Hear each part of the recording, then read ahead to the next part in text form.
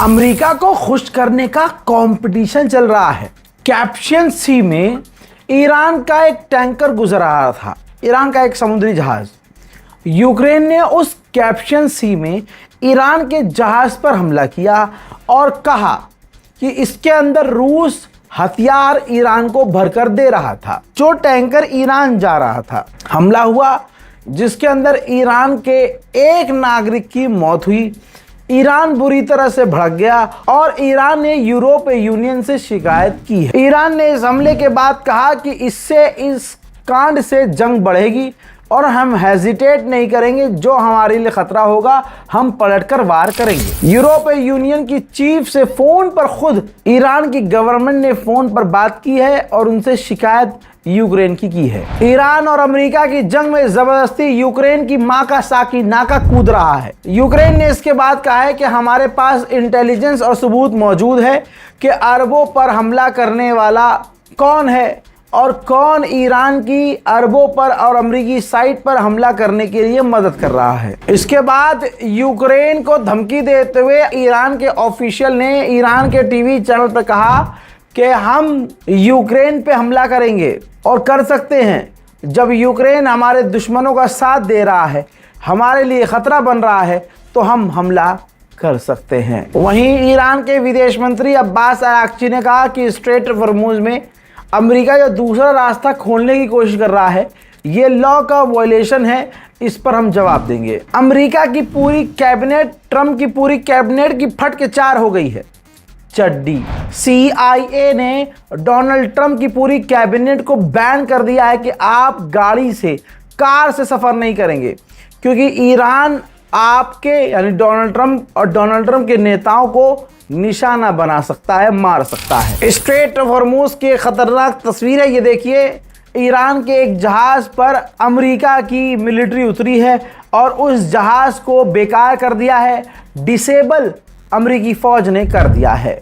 उधर Netanyahu Donald Trump को भड़काने के लिए दोबारा अमेरिका जाने वाला है। वो अमेरिका को बताएगा, इंटेलिजेंस देगा कि ईरान न्यूक्लियर पावर प्लांट और न्यूक्लियर बम बनाने की तैयारी कर रहा है। अमेरिका जाने से पहले यही इस्राइल का नेतन्याहू अपनी कैबिनेट मीटिंग करने वाला है। बहरीन और कुवैत ने गिड़गिड़ाते हुए जोलानी सीरिया के राष्ट्रपति से मदद मांगी है कि अगर ईरान हमारे यहाँ जमीनी ऑपरेशन करता है, हमारे यहाँ घुसने की कोशिश करता है, तो आप मेहरबानी करके हमारी मदद कीजिएगा और स्पेशल फोर्स भेजिएगा जो ईरानी फौजियों का सामना कर सकें। ब्रिटेन की मीडिया ने दावा किया है कि ईरान की यूनिट 700 नाम की जो एक यूनिट है वो ब्रिटेन के अंदर है और ब्रिटेन के अंदर वो चुपके चुपके ऑपरेशन और अपना काम कर रही है। ब्रिटेन की इंटेलिजेंस ये है कि ईरान अपने लोगों को, अपने एक्सपर्ट को और अपने फौजियों को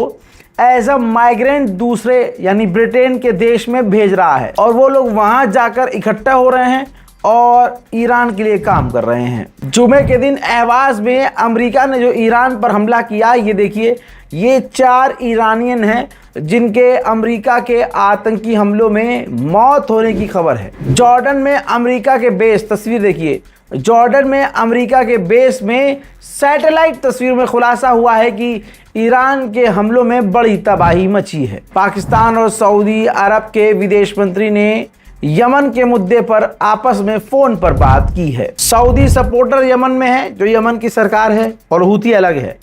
इस वक्त यमन के अंदर जो यमन की सरकार है और हूतीस के जो लड़ाके हैं, यमन की सरकार और हूतीस के लड़ाके में आपस में झड़प होना शुरू हो चुकी है।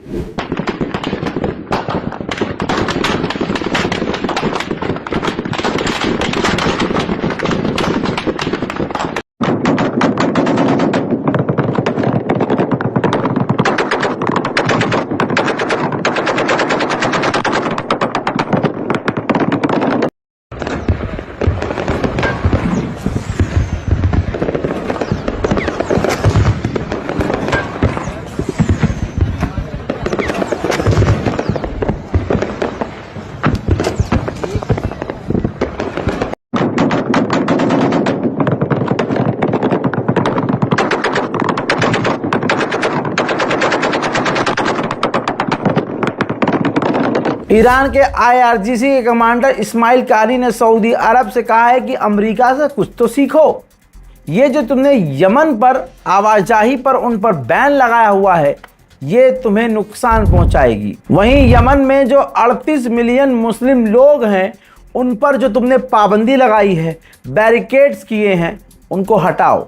ये वक्त की डिमांड है। वहीं हुतीज ने भी कह दिया है कि सऊदी अरब ने जो हम पर पाबंदियां लगाई हैं, ब्लॉकेज लगाया है, उसको पहले सऊदी अरबिया ख़त्म करे, तभी ये जंग रुकेगी। यमन की सरकार ने खुलासा किया है और कहा है कि हुतीज जो हमला कर रहे हैं सऊदी अरब पर और टैंकरों पर, ये ईरान के कहने पर हुतीज कर रहे हैं। यमन के हुतीज और सऊदी अरब की सरकार की जो ऑफिशियल्स हैं, हुतीज और सऊदी अरब ने आपस में मुलाकात की है ओमान में, ताकि इस टेंशन को, इस जंग को कम किया जाए। ईरान के विदेश मंत्री अब्बास अराक्ची ने कहा है कि ये जो मिलिट्री ऑपरेशन सऊदी अरब यमन पर कर रहा है, मिलिट्री के दम पर जोर दिखाकर हुतीज और सऊदी अरब की जंग का कोई हल नहीं निकलेगा। सऊदी अरब ने कहा है कि यमन अगर कुछ कहता है, कुछ गड़बड़ करता है, तो हम यमन के जहाज़ों पर और यमन पर हमला करेंगे और अपने सऊदी अरबिया के जहाज़ों को बचाने के लिए जो करना पड़ेगा हम करेंगे। सऊदी अरबिया लाल सागर का कोई दूसरा ऑप्शन तलाश कर रहा है कि लाल सागर को बाईपास किया जा सके और यमन से टकराव को खत्म किया जा सके। अमेरिका ने आखिरकार तुर्की को दिया है झटका और कहा है कि तुर्की ने अभी कोई ऐसा काम नहीं किया है जो हम तुर्की को अपना लेटेस्ट फाइटर जेट F-35 दे दें। सच कभी दबता नहीं है। अमेरिका का एक बहुत बड़ा चैनल CBS न्यूज, उसकी महिला पत्रकार ने, तस्वीर देख लीजिए, महिला पत्रकार ने रिजाइन दे दिया है। जनाब ने, महिला ने, मोहतरमा ने खुलासा किया है कि अमरीकी सरकार हमसे कह रही थी कि ईरान के खिलाफ प्रोपेगेंडा फैलाओ, ईरान के खिलाफ झूठ फैलाओ, मेरा ज़मीर कबूल नहीं किया और मैंने रिज़ाइन कर दिया। हजरात, ऐसे कितने लोग होंगे, कितने पत्रकार, कितने हज़ारों लोग होंगे जो सरकार के दबाव में आकर रील बनाते हैं। सच कोई नहीं बोलता। खुलासा हुआ है कि इसराइल अमेरिका के अंदर $1 बिलियन खर्च करके अपने अच्छे के लिए, अपनी इमेज को सुधारने के लिए अमेरिका के अंदर $1 बिलियन खर्च कर चुका है। उधर में दोस्तों फिलिस्तीन के अंदर ये तस्वीर देखिए, इजरायली सेटलर्स ने फिलिस्तीनी मस्जिद में आग लगा दी है। अल्लाह अकबर।